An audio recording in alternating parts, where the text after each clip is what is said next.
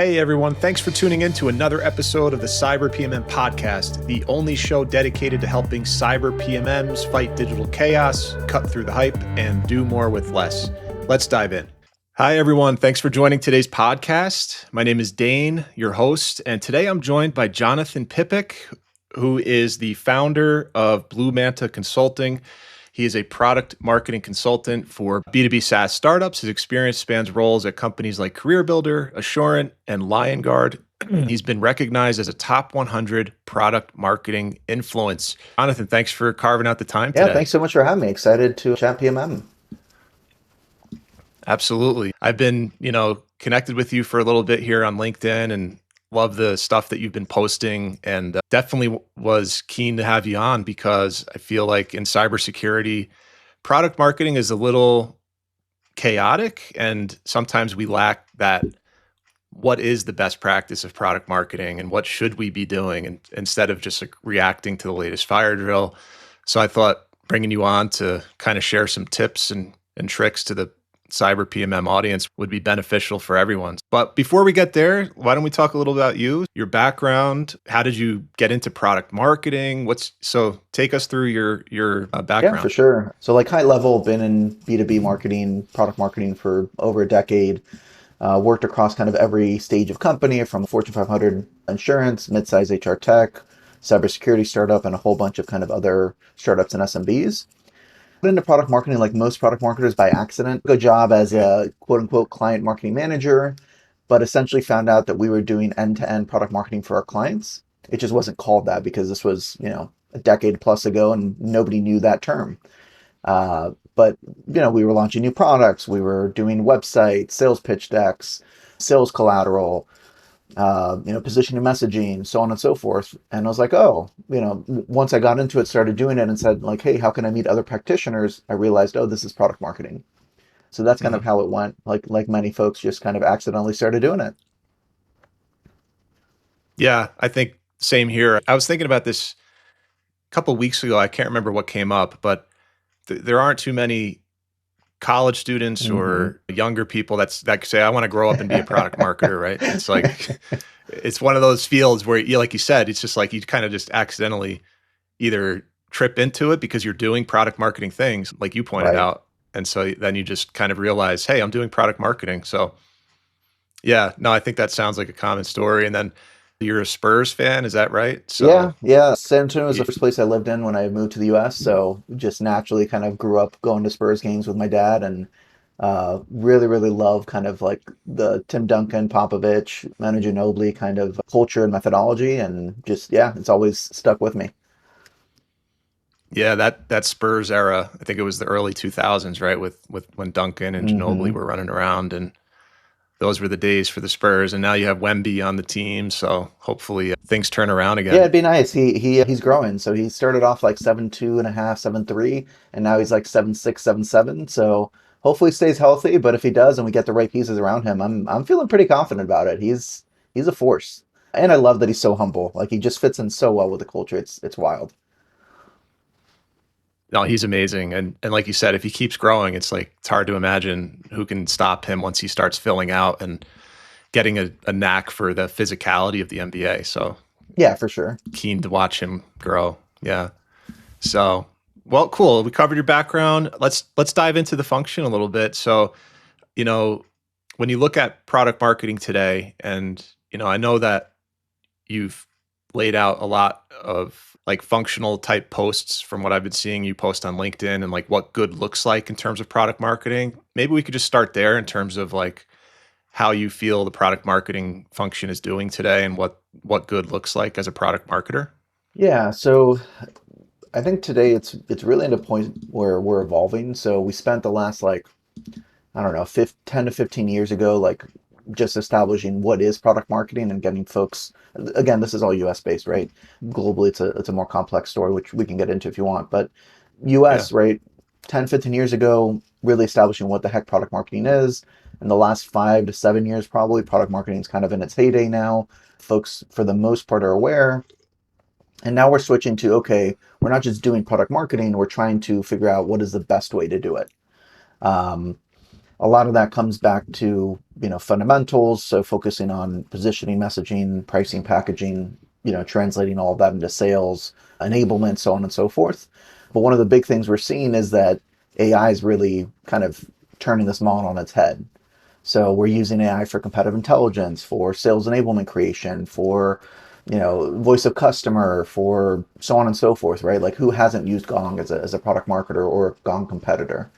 At the same time, I think what we're seeing is that it's not like, I think 2, 3 years ago, we all saw AI as like a content creation, right? Like, oh, you would use ChatGPT to create a blog or do whatever. I think what we're seeing now is AI is now creating entire companies, right? You're using, Lovable or Recursor or any of those like to create entire websites, entire products with no code, right? Just talking. Yep. So now the threshold for creating a company is like really, really low. So what that means is, even if you're differentiated. So at the PMA summit last year, I gave them a physical representation of this. So I basically had like 3 people go on the stage that looked all the same, like they were wearing the same clothing, and said, "Okay, can you tell the differences between these three, companies?" No, not really. Then one of them put on a bright pink jacket, which is representing like differentiated positioning, and it's like, okay, which one stands out? Obviously, the person wearing the pink jacket, right? Same with the company that has differentiated positioning. But then I had 15 or 20 people come on stage in front of them and say, hey, now this is the explosion of companies you're dealing with now due to AI. Who can still see that differentiated position company? Nobody, right? Because now you're covered. So it's the Mm-hmm. same thing with companies. Like you're in this position where, product marketers are leaning on this differentiated position as kind of like the cornerstone for success. And I agree it is, but at the same time, distribution is becoming so important because we're like the big shift I'm seeing in the next 3 to 12 months probably is that product marketing is going to play such a big role in distribution, again, due to AI, because it's just not enough to be differentiated in the sea of competition. So you have to get in front of the right eyeballs. So in my mind, product marketing is the department or the organization that's most qualified to solve that challenge. Because again, like we have a deep understanding of customers, of the market, of competitors. We already know where our ICP lives or digitally lives through customer research. So we're really going to be tasked with Yep. more of a focus on partnerships, whether that's niche communities or companies selling a different product to the same ICP. I think that's going to be the future of kind of what good looks like. It's not just going to be the fundamentals. Like that's not going to be good enough. We're really going to shift to how do we take this further and get distribution. And I think with cybersecurity in particular, that's really important because, 30%, like 20 to 40% of your sales come through VARs or distributors of some kind, whether that's CDW, Pax8, etc. So I think Yeah. that's really, really hard, which is when you're one cybersecurity vendor out of, I don't know, a few dozen that these folks are selling, even if you're going in person, even if you're giving them sales collateral that's like branded with their logo, even if you're giving them spiffs, etc., like it's still really, really hard to get them to promote your product and get in front of the right audience at the Yep. right time.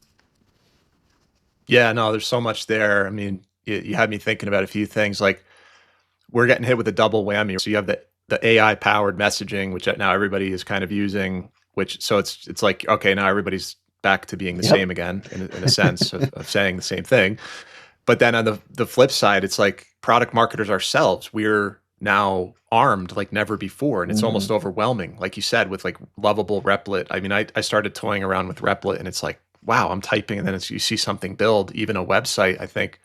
I remember I put in a natural language prompt and then a whole web page was built in a flash, like well designed. And Yep. so it is amazing what is possible and what's becoming possible. It is overwhelming though. I think, keeping up with everything is like a full-time job in itself. So yeah, totally on that front. And then one thing I was thinking of too when you were talking about like differentiation and distribution or how product marketing is going to be up leveled in terms of that customer focus was the story of, I don't know if you heard this story about Stanley. They make the Yeah. mug. Yeah. Yeah. This isn't a Stanley Yep. mug, but right, you heard about Hmm. that one? And It they went have, viral. Yeah. so for the audience, yeah, it's for the audience, it's like they had the same old, you know, cup or mug, but then they just pivoted toward like either a Gen Z or a different audience by changing the colors and the I guess does that fit into your model of distribution? Is that a distribution story? I don't know, but they just pivoted toward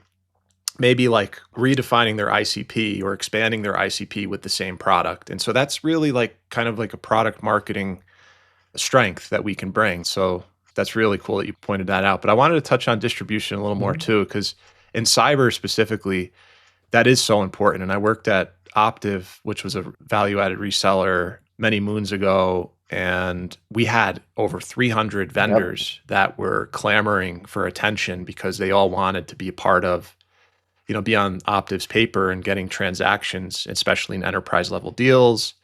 And so it's definitely, is that your view of distribution, is looking at the channel, like reseller channels and partnerships and things like that, as becoming more of a priority for product Yeah, I marketers? think we're being tasked with like identifying what is the best path to market. And like in cyber, those are the obvious ones, but there's also kind of more niche ones, like just generally speaking. So as an example, let's say you like the CRM space is like super, super saturated. I think that's kind of like the cliche example of, products that just have a ton of competition. So if you go out and try to do a Hmm. bunch of ads on CRM, like compete with all the other CRMs, like unless you have a budget of billions or realistically like millions, you're going to get destroyed. Like you just can't compete with Salesforce, HubSpot, the thousand other CRMs that exist. But let's say you're a CRM that specifically targets consultants like me. Okay. Well, now you can go join like Slack groups or Discord groups like Fractionals United that has like I think 14,000, 15,000 members. Partner with them, you're going to pay a lot less than you would most likely through ads because ads are just a nonstop kind of like with CRM, it's so expensive because again, it's such a valuable keyword. Now you're going to go directly to who your target audience is. You're targeting fractionals, consultants, advisors, etc. They're all in this community. So you immediately have access to 15,000 of them. You're going to show them how your CRM can benefit them by doing maybe like a sponsored webinar, discount for them. Maybe you'll be included in the newsletter, so on and so forth. And to me, those kind of partnerships with those niche communities, like that's the future, is figuring out how do I find my customer as a product marketer? How do I find the right partnerships, the right communities to propel my product forward to really get distribution versus traditionally, you kind of have growth marketers or demand gen or digital marketing, whatever you want to call that team, doing advertising, doing kind of traditional event sponsorships, traditional VAR, relationships, et cetera, and you have a partnerships team usually that works with VARs. Again, like all those Yeah. things aren't going to go away, but I think as a company, you have to look at all of your channels and say, okay, do I invest, 7 grand, 10 grand with this niche community that has exact access to my ICP, or do I pay 20 or 30 or $50,000 for one booth at an event where I'm one of, I don't know, 300 vendors, 500 vendors, 1,000 vendors? So I think that's where product marketing is really going to make a big difference because we're going to be the ones who know what are those communities. How do we know that? Through customer research. And we're also going to know how to partner with those communities because correct me if you have a different experience, but for me, every time we partnered with a VAR, with a partner, sure, you have a partnerships lead that kind of helps with logistics, with contracting, with spiffs, etc. But it's product marketing that's creating the content, whether that's sales Yep. enablement. Absolutely. So to me, it just makes a ton of sense that Yep. we're going to be leading that in the next, 3 to 12 months. 100%. Yeah. That's, to me, that sounds spot on. And we are definitely in the cyber world too, the ones that would have to enable those partners. And I think for bigger, like right now, I'm part of this a massive org, and there are more and more specialized functions that will collaborate. And so, looking at partner marketing managers, it becomes more of a thing as you have massive companies, and so there is more of a distribution of that workload. And but I think it is still going to come down to referencing that core messaging for the product that we would own as the product, the core PMM for a specific product. And then how does that get distributed? The partner marketing team might reference that core messaging brief, for example, right? Mm-hmm. To do so. So it's a very interesting point. And then that when you mentioned that the conference, I just fresh off the RSA conference and looking around, it's amazing to see how much noise and what types of tactics you're seeing these days. This year, we had a monster truck on the floor. We had physical Yep. goats, like literally there were goats on the show floor. There were magicians. It's like getting to be almost a circus like when you walk around because to your point, you know, You can't just have the bland same in that type of environment. Let's maybe change gears a little bit too. I just brought this up a little bit when you look at like partner marketing, but that's just one relationship and team that product marketers have to collaborate with to be Hmm. successful. And you were mentioning earlier, we now have like all these agentic capabilities too. So I've been thinking about this concept more and more around like this team of teams model. There's a book called Team of Teams of General Stanley McChrystal, because he was in the military and they had a lot of complex situations where you had to have decision making capability in a firefight. You can't call in and ask, or even like, let's go back to basketball.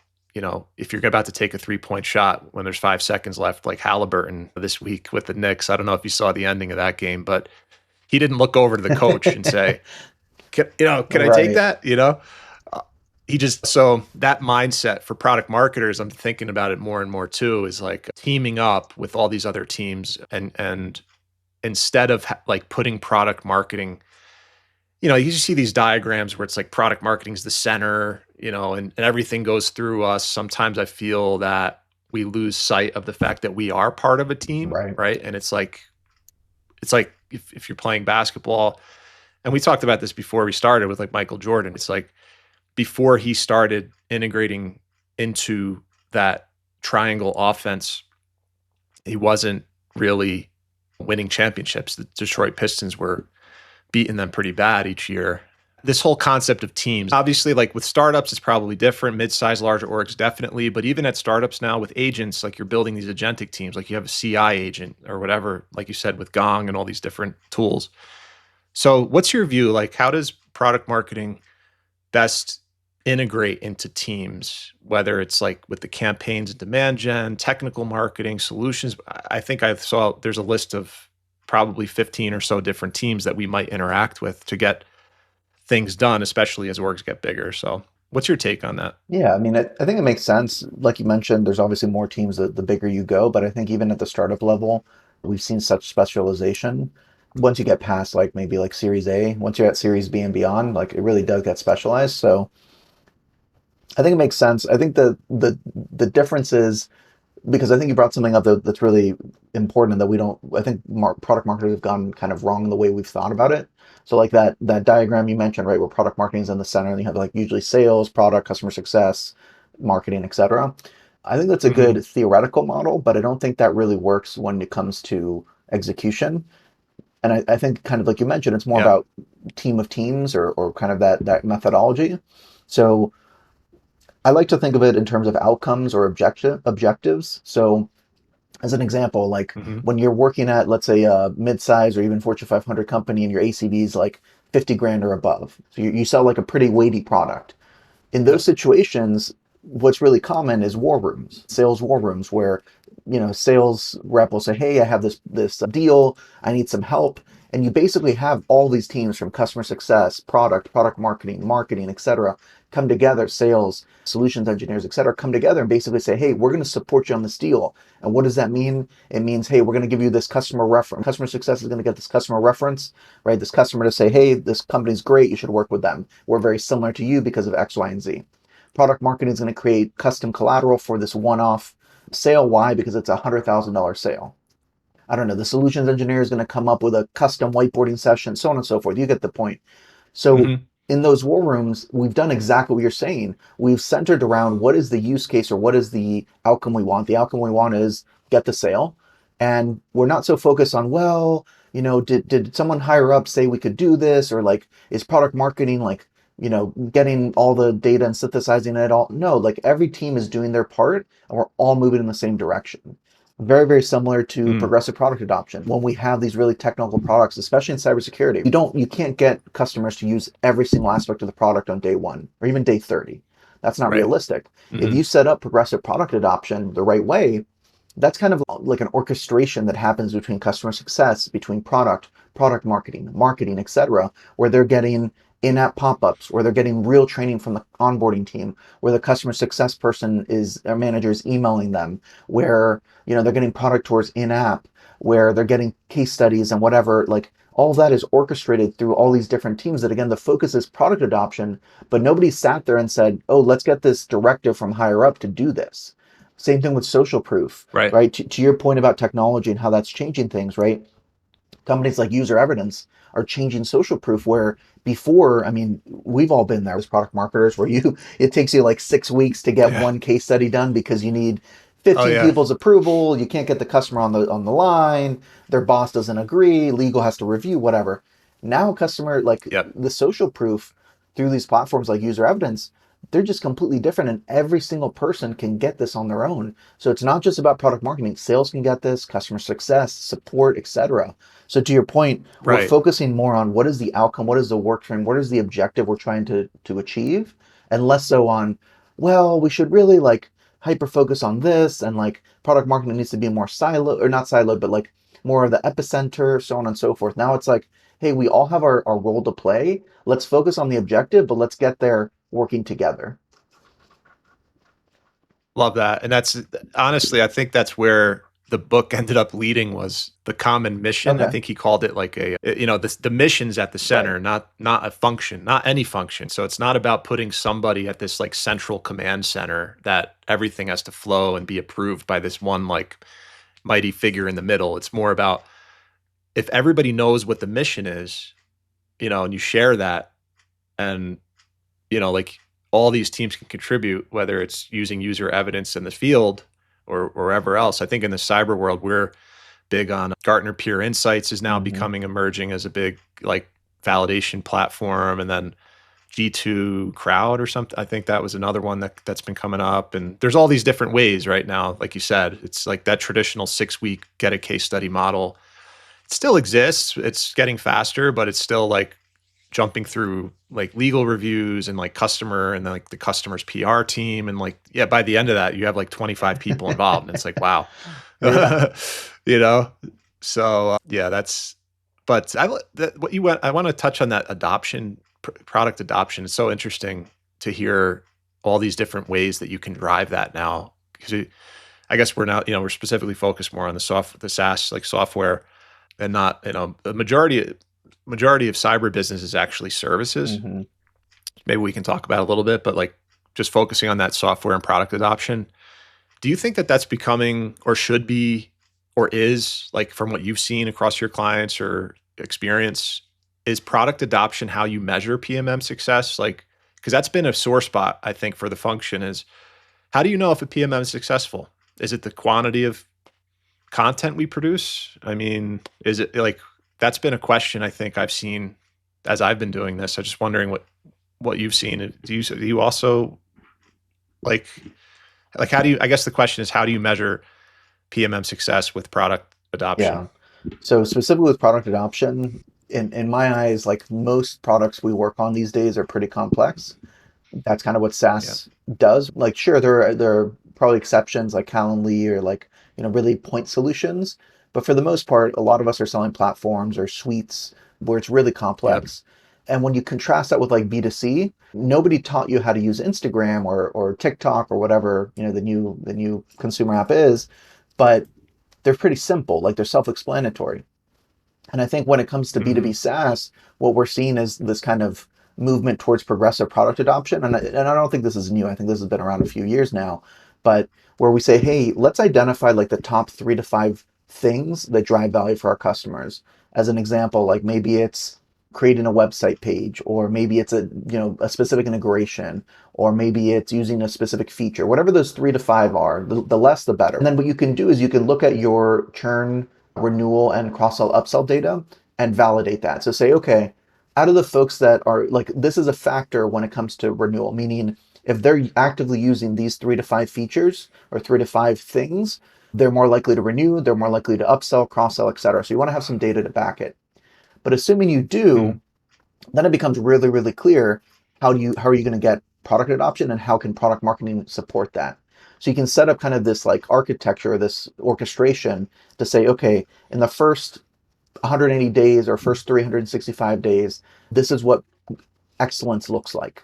Meaning you sit together with Right. customer success, with the onboarding team, with product, and figure out, okay, we need them to use these 5 features within the first, I don't know, 240 days. Okay, great. The first one we want them to do is, for example, integrate with their CRM. That's step number 1. Great. We're going to do that in the first 30 days. We're going to do that through email, through the onboarding team, through in-app pop-ups, through an email from their customer success, so on and so forth, from their customer success manager. Day 60, at that point, the CSM is going to do a quick check-in, say, hey, now that onboarding is complete, wanted to make sure you were getting value out of the product, specifically A, B, and C, which are features 2, 3, and 4. And maybe they just focus on 2 and 3 for that initial engagement. Maybe 180 days in, now you're sending a case study in app that says, hey, here's how Dane used feature 4 to drive XYZ outcome. Do you want to do that too? Here's our LMS that walks you through it, or here's a product tour that walks you through how to do it yourself. And I think what we can do as a team is, as kind of to your earlier point, as a team of teams, is figure out, okay, we want to set this threshold based on data, but say we want them to use the top 3 out of 5 tools, and we want, I don't know, 80% of our customers to use 3 out of 5 tools, again, once a week or once a month or whatever the right cadence is. And I think that's going to be a joint goal, but that's one way we can kind of measure success for product marketing. And the other part is doing that in cohorts, right? So a lot of the times, you launch a new product, your onboarding changes, or you launch a new feature and your product adoption methodology changes, etc. But if you do it in cohorts, you have that consistency. So you can say, oh, cohort 1, which is our control, got to, I don't know, 50% adoption. Cohort 2, though, is at 60. Cohort 3 is at 80, so on and so forth, like showing that progression. And I think once you get that, like the biggest thing with product adoption is if you don't have a definition of what is our ideal product adoption look like as a company, you have agreement on what that looks like, and you have data to tie it to the other pieces of renewal, cross-sell, upsell. If you don't have that, then nothing you do matters, because you don't have a goal, you don't know where you're going. But if you do have that and you can set up the infrastructure or the scaffolding to get there, then now suddenly you can say, okay, well, product marketing helps in these specific areas, customer success helps in these specific areas, product in these specific areas. And again, we're all going to that goal of product adoption. That's yeah, you just made me think, like, is there a framework for that today? Because that would be something great to have, is like that scaffolding. What does that look like for, that progression of product adoption? And, like you mentioned, that control cohort, and then, is there a science around that, like that can be followed, or a formula? Yeah, I mean, I built Or that framework for, a company I worked at myself, and kind of partnered with, again, customer success, product management, so on nice. and so forth. I haven't seen anything like in the wild that is kind of a framework. I've thought about building it, but it felt like Yeah. a lot of work that I didn't have bandwidth. I was good. Yeah. No, definitely. But yeah, might be one of your award-winning content assets out there if you ever do. But I hear you, like building, I think content production is underappreciated, and sometimes people think it's easier than it really is. But especially when you're trying to build a standard or like a framework, that, because there's a lot of existing stuff out there, there's a lot of noise, and how do you, really differentiate, like you said, and make sure people get to use Yeah. it. The other part too is, like, one thing I'm really cognizant of, which is honestly a lot easier as a consultant, but I think a lot of times, Hmm. like, and just for context, like with consulting and with full-time gigs, I've worked across like 3 dozen plus industries at this point.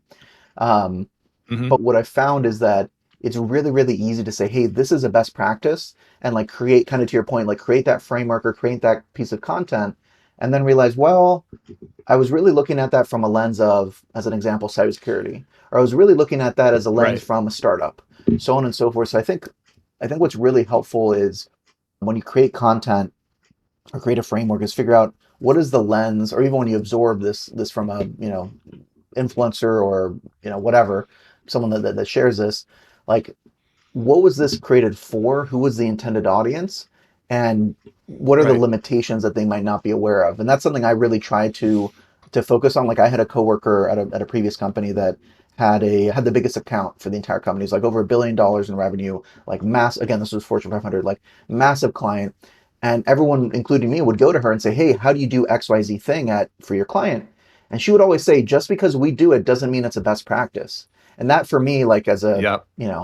21-year-old, was like mind blowing, that like what they were doing at this Yeah. like $1 billion client isn't necessarily the best practice. That's just what worked for them.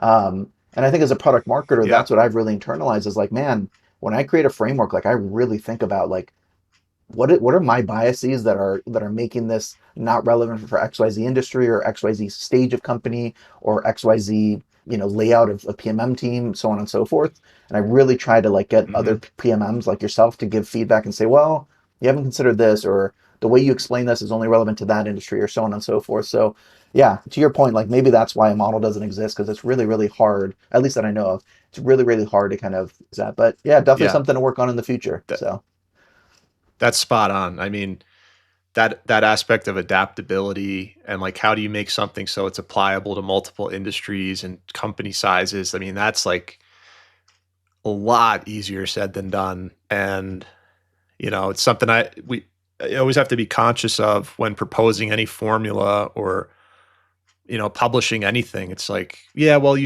saw that succeed maybe in an environment like a Fortune 50 right. environment, but is that going to apply to I mean, this mad rush of AI startups, especially? I feel like there's probably more product marketers outside of the Fortune. I don't know. I haven't even thought, this is the first time I'm thinking about it, but like if you looked at the world of product marketers, do you think, are there more in the startup to scale up than Fortune 100? I think that's pretty obvious. Like I think there would be I more assume so, yeah. outside of it. Yeah, I think Yeah. the one thing that makes me pause is like Fortune 500s also have a ton of product marketers. So it's like Right. there's way less of them, but they might have like teams of 20 or 30. But yeah, Hmm. for me, my gut is with you. I think there's more startup and scale up product marketers than Fortune 500. Yeah. But yeah. Yeah, no, and speak, I had it this morning. I got a text from a friend who's a product Hmm. manager, and he's actually interviewing now for product Oh, marketing. nice. And he said, Dane, I need some tips, like what? And I was like, well, and one of the things I recommended was, and I remember this from way back before I even had a title of product marketing, it was like probably a product marketing Hmm. alliance, or no, what was the other? CareerBuilder is the other one. It's the one that builds that table with all the rectangles that go across product. Marketing Alliance, then yeah. Yeah, Oh, pragmatic marketing. Pragmatic. Yeah, yeah, I know. Prag Yep. Okay. pragmatic. Yeah. This was Yeah, and I went to a training. They had those modules for training. It was like launch, and then they had like four. I went to like the first one, and there was this veteran product marketer there, and this was 10 years ago, so he was doing this probably in the 90s, Hmm. and he was like, one thing about product marketing I'll recommend to you younger folks, like, looking at me or whatever. And he said, become a market expert as opposed to the product expert. Yep. And that's always stuck with me. There's like few things, little nuggets of wisdom you remember. And that was one thing I remember, is saying like, oh, wow, there's a whole expertise you can have just around a market. Because what he followed up with is that your company is going to have loads of product experts, like a lot of people that can go in and understand like the clicks and where, like, especially with software, and understand how the product works. But you're not going to have as many people in the company that truly understand the market you're in.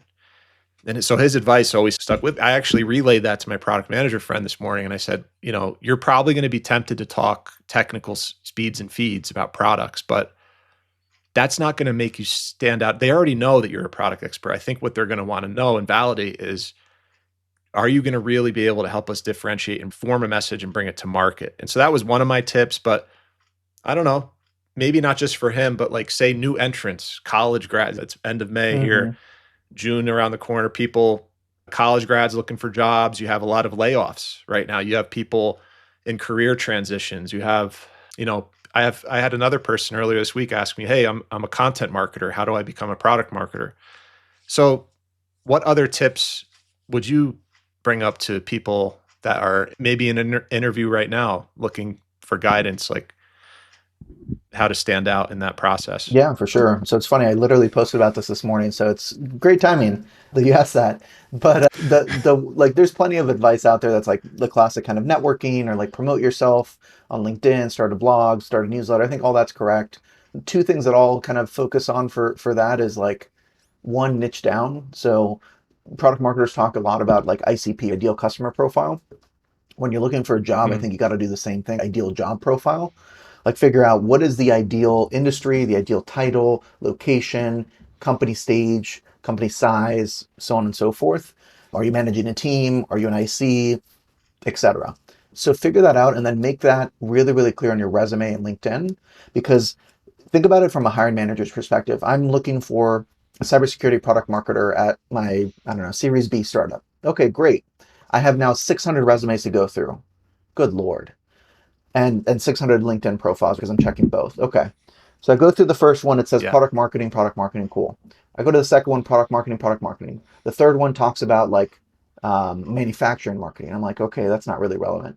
The fourth one talks about fintech. I'm like, again, not relevant. But the fifth one has cybersecurity product marketing everywhere on the resume, on the LinkedIn. It's very, very, and it talks specifically about startups and Series B startups. Now it's really, really clear that this person's a good fit if you're thinking about it from an industry perspective, which today employers are. We can have a whole other conversation about Yep. how that's not the right way to think about product marketing, but that's just not a reality. So, it Mhm. is what it is. So that I think is step Yeah. one. And then, by the way, aligning all of your Mhm. promotional. So if you're doing a website, if you're doing a blog, a series of blogs, or if you started a podcast, you did an email newsletter. Again, it's about cybersecurity startups or cybersecurity product marketing at startups. So that's kind of one is like niche down to your ideal job profile. But two, which I think is the most important, is once you're actually in the interview. Again, think about this from the interviewer standpoint. Like if you've ever hired a product marketer, usually you're going through a lot of interviews. 5 to 10 interviews is like pretty standard when you're hiring a product marketer, if not more, depending on, a lot of different factors. So let's say you've had six Mhm. back-to-back interviews and, it's a Tuesday, you're tired, you're home, you go home, you shower, you eat, you're laying in bed next to your spouse. I call this a spouse test. Your spouse looks over to you and says, "Hey, how was your day?" And you're like, "Oh, I interviewed a bunch of candidates." And they say, "Oh, did anyone stand out?" That is the moment where you have to go to the top of mind. And if you don't, you're never getting the job. And the way you do that, in my experience at least, is you become oh, Bob is that guy. So what I mean by that is like natural conversation with your spouse, as you say, for me, like I'm married, I have a wife, so I'm like, hey, yeah, so there was a guy that talked about, saving dolphins in the Mediterranean. So the dolphin guy, Mhm. right? Or oh, there was The right, dolphin guy. like you Yep. want to be the blank guy or gal or person or candidate, whatever, because as soon as they can Yep. associate something with you, you told a really compelling story. Again, we're supposed to be known for storytelling. Prove it. Like have Yep. that story where someone immediately associates you with it and you're top of mind because everyone's going to go in there and say the same crap. I have 10 years of experience. I've worked at a range of startups. My focus is in cybersecurity. I know IAM like the back of my hand. Hear a bunch of case studies. And sure, there's going to be nuance in terms of like, oh, Dane really understands the complexities and nuances of IAM versus, endpoint security, as an example. Or, Cynthia Sure. is an expert in, the partnering with VARs when it comes to selling our product, whatever. There's going to be nuances like that, Right. but those nuances don't matter if you're not memorable. So again, that to me is like the number one is how do you make sure you're top of mind for those customers or sorry for those interviewers so you actually stand out. Yep.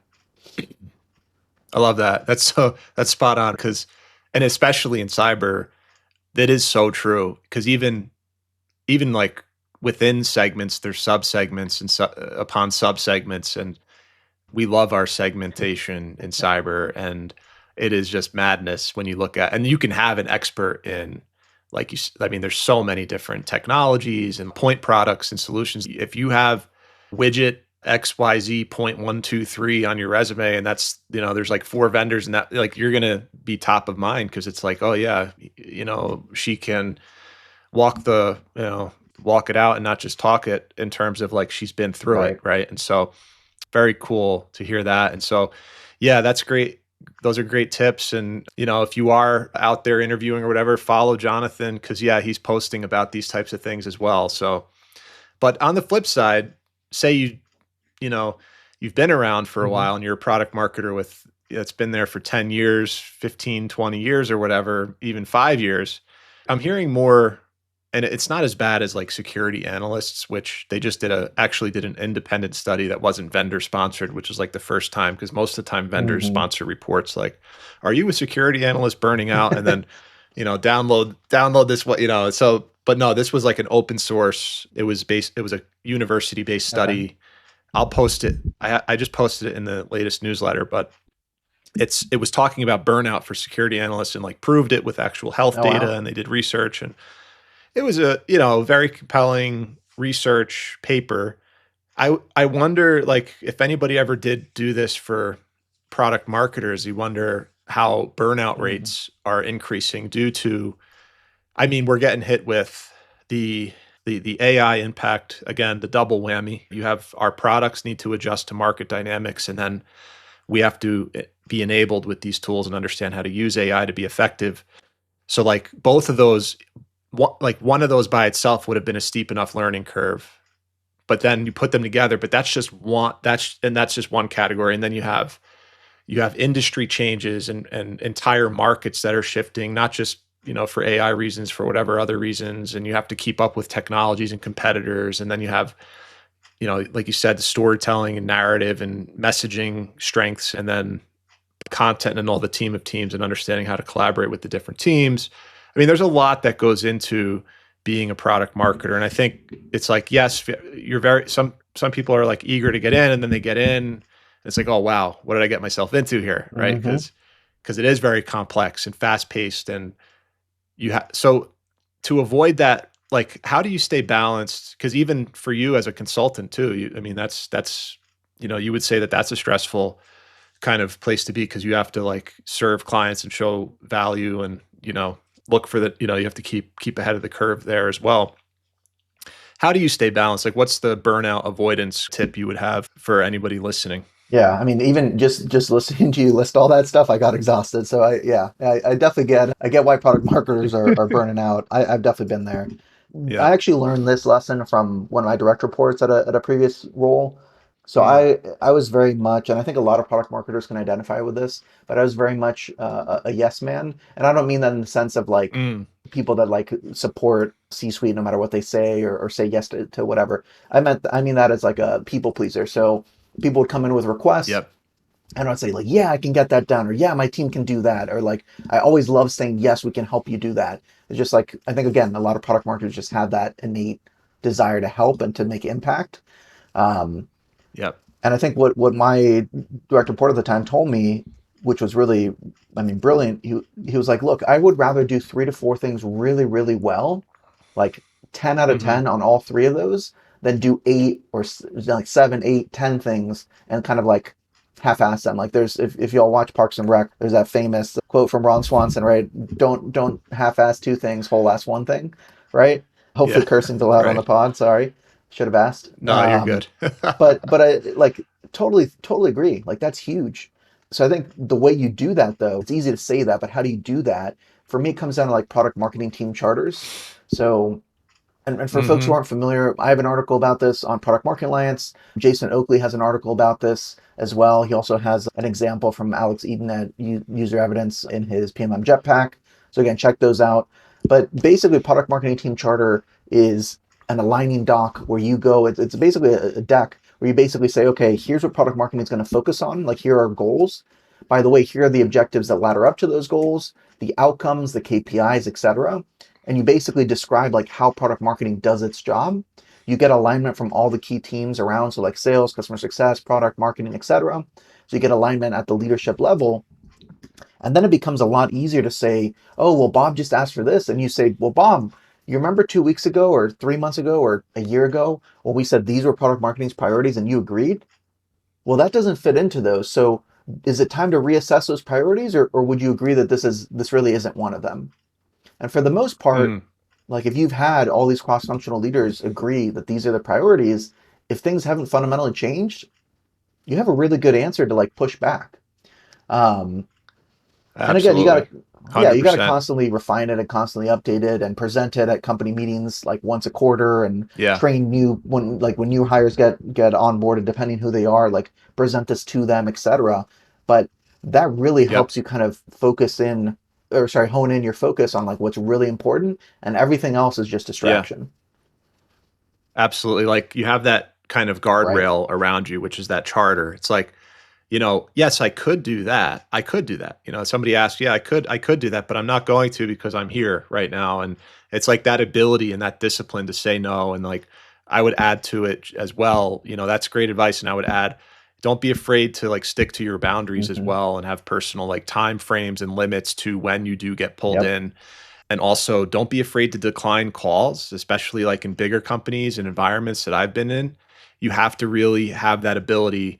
If you're just because you're invited to something doesn't mean you should be there. And I've learned that through many painful experiences where you show up and there's 35 people on the call. You're not even, it's recorded. You could have watched it at 2x and there was no information that you contributed. So you really have to have a targeted, like, what's the word? A surgical kind of approach to what you decide to spend your time on. And like, there's another book I read, it's At Your Best by Carey Okay. Nieuwhof. And he has this book and it's like, everybody has these zones in like their day. They might have the most energy in the Hmm. morning and then like they fade off, by 4 p.m. and like from 4 to 6, they're just like lethargic and useless. Like everybody has that staggered day. And like, for me, I'm like, I have my most energy and like thought, deep work is done in the morning. That's just like when I have freedom from distractions. By night, I'm kind of like a zombie. But there's other people I know that are like, they're starting to get their second wind and they're getting really creative and they jump into something at night and they create and like, so everybody has like a day kind of. I would just recommend looking at Your Best in that book. They have he has like a green zone, a yellow zone, and a red zone that you can kind of structure your week. And then if somebody sends an invite during your green zone, it's like, you're going to disrupt my whole deep work and creative work process here. So like, just propose a new Yeah. time, put it in the yellow or red, like little things like that, I think have gone a long way. And yeah, I should post more and maybe we can post more about that. Yeah. But well, I think yeah, go No, I ahead. was just Sorry. gonna say, like, I think two things there. Like, one thing I really like at the previous roles is like a no meeting Fridays or no meeting Thursdays. Like, that's huge. Like, Yes. absolutely. And then one thing you mentioned I thought was really like isn't mentioned enough is like personal boundaries. So I think Hmm. there's also the fact that like, excuse me, we don't talk about those personal boundaries enough. So, real example, I was at a startup working crazy hours, and the CEO, he always said, "Oh, you don't have to respond to my Slacks."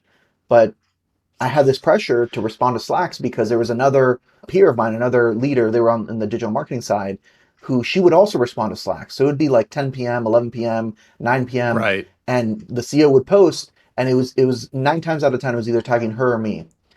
And she would respond, and then he would post 10 minutes later tagging me, and I was like, "Oh, well, she responded, I have to respond." And at some point, and this was Right. her idea, I can't take any credit for this, but I thought it was freaking genius. She reaches out to me and says, "Hey, this is getting exhausting, isn't it?" And I was like, "Yeah, 100%." Yeah. Let's No, team she up. literally said that. She's like, "Okay, well, what if we just don't respond past 6 p.m. Central Time?" And I was like, "Wait, that's an option?" She's like, "Yeah." I was like, "Okay, sure, I'm down." Yeah. Yeah. But you both have to Right. do it. Yeah. I love Right. And that. like it was such a simple change, but now it meant one, I turned off my Slack notifications, which was huge. And I felt good doing Yes. that because I knew she wasn't going to be responding and making me look bad by comparison, not on purpose, but just comparatively. And then two, like the Yep. United Front was huge. We in essence, I don't want to say train because not a dog, but like we essentially like explained it, like showed the CEO like, hey, it's better if you schedule messages. And once scheduling came out with Slack, that was huge. Oh yeah. But it's better to schedule messages or to send them during business hours because we're just not going to respond, past 6 p.m. So that was huge. And you're better prepared. Like you're doing him a service because the next day you're more Right. impactful and you come to work and like everybody benefits when people are, doing that because it's like it's just good for For sure. business and it just makes sense. Like, and don't feel compelled, like Jonathan just like you just pointed out, especially for weekends as well. If you have Hmm. family time and you have like carved out like a hobby, don't you know don't check Slack on like a Saturday at 3 if you're like with your family out on like just have that kind of boundary sense because it is getting harder to Oh know yeah. because it's always with us on our phones and we're always you could fire open Slack whatever else and Yeah. It's definitely a good tip. Well, I think we're getting up to time here, Jonathan. I want to be respectful of your time. Any last words or any ways that the audience could get in touch with you, or like recommendations on, I don't know, resources, content, people to follow, stuff? I always like to close with this type of, Yeah, for advice. sure. So for me, it's really easy. Following me on LinkedIn is probably the best place. You can also kind of check out bluemantaconsulting.com, which is our website. But in terms of resources, there's a ton. I'll kind of rattle these off quickly because I don't want to go too far off time. But one, PMM Ops by Jess Petrella. To my knowledge, it's the biggest resource of free product marketing resources available. I highly recommend checking it out. She also has an AI lean, Yep. which is huge. Of course, I think most folks are familiar with Product Marketing Alliance Slack. Not as many folks are familiar with ShareBird. It's like an AMA and Ask Me Anything site. Really, really helpful, especially if you have like a very targeted question. For cybersecurity folks, there's Cybersecurity Marketing Society. I want to say you have to apply, Yeah. but definitely recommend that. If you're a solo PMM, there's, what is it called? PMM Jetpack by Jason Oakley. That's huge. If you're looking for a job or just generally looking for product marketing coaching, cannot recommend Yulin Pei enough. She's the best product marketing coach I've ever come across. Like, really, really good. If you're a product marketing leader, obviously there's Tamara Graminsky's PMM Camp. That's really popular. And then Michelle Nieberding, she does PMM hacks. I want to say they're Fridays, but don't quote me on that. She like honestly just has amazing, amazing insights and what like actionable things you can do today, especially when it comes to AI. So highly recommend that. Following her if you don't already. Just absolutely incredible product marketer. Awesome. And can people connect with you on LinkedIn as well if they Yeah, want? of Or course. Happy to connect with anyone on LinkedIn. I also do free product marketing mentoring through ADP List if folks are looking for mentorship. EDP ADP List, yeah. list? ADP. Oh, hmm ADP list. Never heard. I've actually never heard of that. Where do you find that? I guess just Yeah, it's Google or adplist.org. ChatGPT. Or So it's a okay. free mentoring site. It's usually like focused Huh. on design, but in the last, I don't know, 6 months, a year, product marketing's kind of taken off. I've been doing that since, Cool. I don't know, a year or two. That's been a lot of fun. Very cool. That's awesome. No, it's a great list, by the way, too. I'll be sure to link to and get all these listed here once this is posted. But Jonathan, this has been we can keep going. Obviously, there's so much to discuss around the topic, but maybe for For another day, sure. I'd love to have you on again at Yeah, some point. definitely. Thanks so much for having me, Dan. I appreciate it. It was a lot of fun. Okay. Thanks a lot, Jonathan. Thanks, you Have a good too. one. See ya. Bye. All right. Hey, well, that does it for this episode of the Cyber PMM podcast. If you found this episode valuable, please subscribe, leave a comment or review, and let's connect on LinkedIn. Be sure to check out cyberpmm.com for more resources. And you can also subscribe to the Cyber PMM newsletter on Substack and LinkedIn to keep up to speed with everything you need to fight digital chaos, cut through the hype, and do more with less. See you next time.